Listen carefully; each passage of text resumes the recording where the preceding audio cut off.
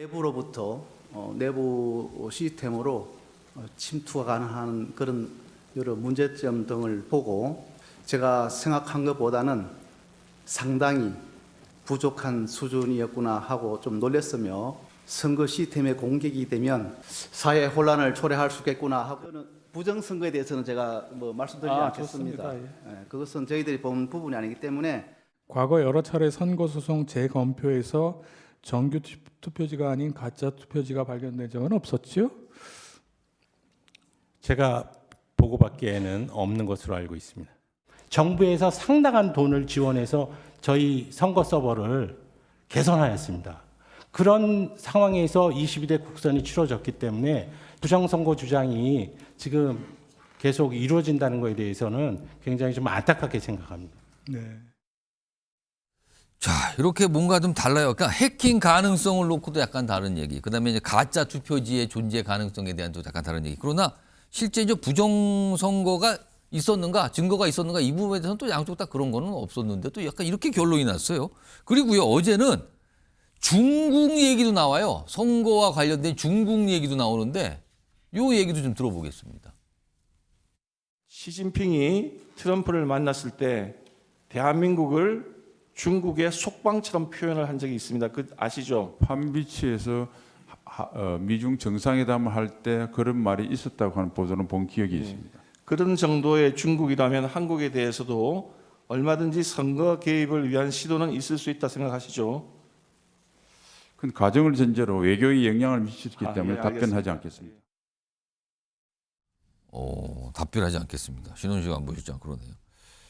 박원석 전 의원님, 부정선거 의혹 제기가 윤석열 대통령과 윤석열 대통령 측에서 있었고 어제도 그런 걸 답을 할 수 있는 증인들이 나와서 질문과 답변이 있었거든요. 이거 어떻게 좀 들으셨습니까?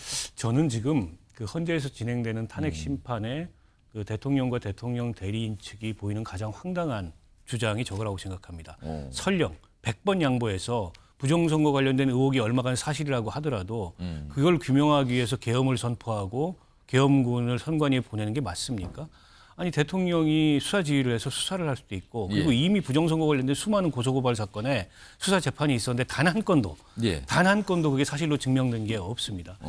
근데 유튜브에서나 떠도는 음모론을 이 엄중한 이 탄핵 심판 과정에서 또다시 반복한다는 게 너무 한심한 모습이라고 생각하고요.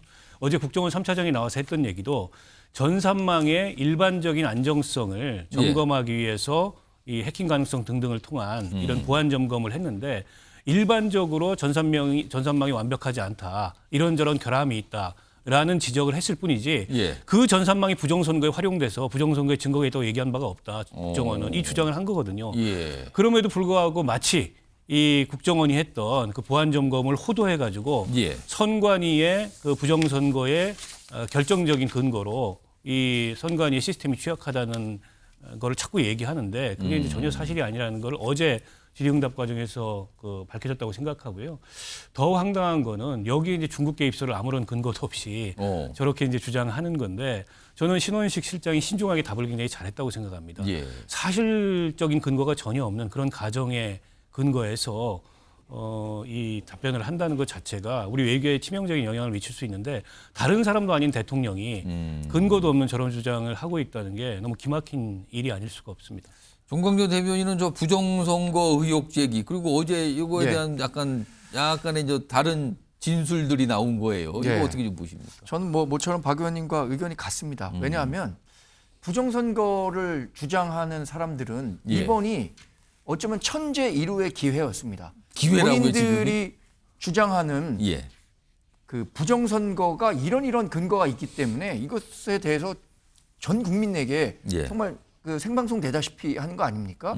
여기에서 정말 확실한 증거를 제시하고 이래서 부정선거가 있었다라는 점을 보여줬어야 함에도 불구하고 실제로는 이런 의혹들이 있습니다라고 했는데 선관위 김용빈 사무처장이 하나하나 다 그것을 반박하는 데 성공했어요. 옛날에 여러 가지 지적을 봐서 2022년 총선 전에 뭘 바꿨습니다.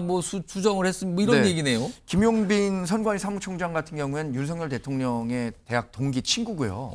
2023년부터 선관위에 있었기 때문에 본인이 선관위를 굳이 이렇게 조직 보호 차원에서 선관위를 보호해야 한다는 생각도 없을 겁니다. 예. 근데 그럼에도 불구하고 김영민 사무총장은 이런 부분에 대해서 자신이 이해할 만한 부정선거 의혹은 없었다.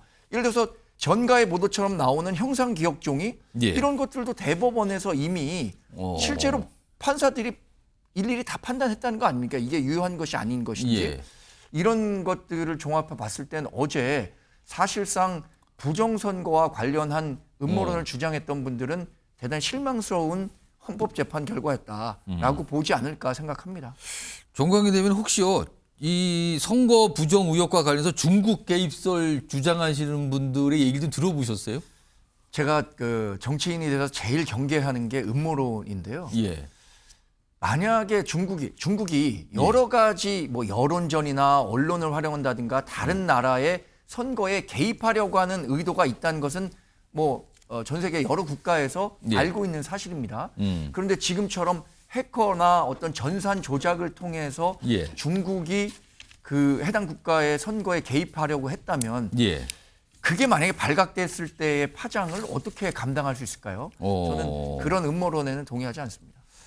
알겠습니다. 어제 부정선거 의혹 이게 사실은 집회 현장에서 주장도 나오고 뭐 정치권에서 일각 얘기하는데 어제 헌재 변론에서 이거에 관한 질문들이 있었고 진술들이 있었습니다. 그 내용 좀 소개해드렸고요.